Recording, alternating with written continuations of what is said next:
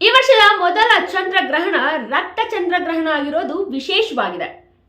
March 14, 2025ರಂದು ಈ ಗ್ರಹಣ ಭಾರತೀಯ ಕಾಲಮಾನದ ಪ್ರಕಾರ ಬೆಳಗ್ಗೆ 9:27ಕ್ಕೆ ಪ್ರಾರಂಭವಾಗಿ ಮಧ್ಯಾಹ್ನ 12:28ಕ್ಕೆ ಉತ್ತುಂಗಕ್ಕೇರಿ ಮಧ್ಯಾಹ್ನ 3:30ಕ್ಕೆ ಮುಕ್ತಾಯವಾಗ್ತಾ ಇದೆ.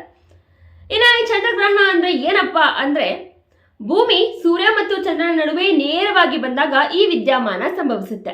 ಈ ಬಾರಿ ಚಂದ್ರನು ರಕ್ತ ಅಂದ್ರೆ ಕೆಂಪು ಬಣ್ಣದಲ್ಲಿ ಕಾಣಿಸ್ಕೊಳ್ತಿದ್ದಾನೆ. ಕಾರಣ ಏನಪ್ಪಾ ಅಂದ್ರೆ, ಭೂಮಿಯ ವಾತಾವರಣವು ಕಡಿಮೆ ತರಂಗದ ನೀಲಿ ಬೆಳಕನ್ನ ಫಿಲ್ಟರ್ ಮಾಡೋದ್ರಿಂದ ಚಂದ್ರ ಕೆಂಪು ಬಣ್ಣದಲ್ಲಿ ಕಾಣಿಸ್ಕೊಳ್ತಿದ್ದಾನೆ.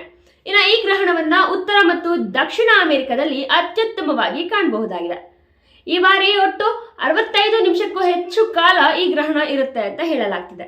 ಮಾರ್ಚ್ 14, 2025ರಂದು ಸಂಭವಿಸುವಂತಹ ಈ ಸಂಪೂರ್ಣ ಚಂದ್ರಗ್ರಹಣ ಭಾರತದಲ್ಲಿ ಗೋಚರಿಸ್ತಾ ಇಲ್ಲ. ಸೊ ಡೋಂಟ್ ವರಿ, ಚಂದ್ರಗ್ರಹಣವನ್ನ ನೋಡ್ಬೇಕು ಅಂತ ಕಾತರದಿಂದ ಕಾಯ್ತಾ ಇರೋರು ಇದೇ ವರ್ಷ ಅಂದ್ರೆ ಸೆಪ್ಟೆಂಬರ್ 7ರಂದು ಕೊನೆಯ ಚಂದ್ರಗ್ರಹಣದಂದು ನಮ್ಮ ಭಾರತದಲ್ಲಿ ಚಂದ್ರಗ್ರಹಣವನ್ನ ಕಾಣಬಹುದಾಗಿದೆ.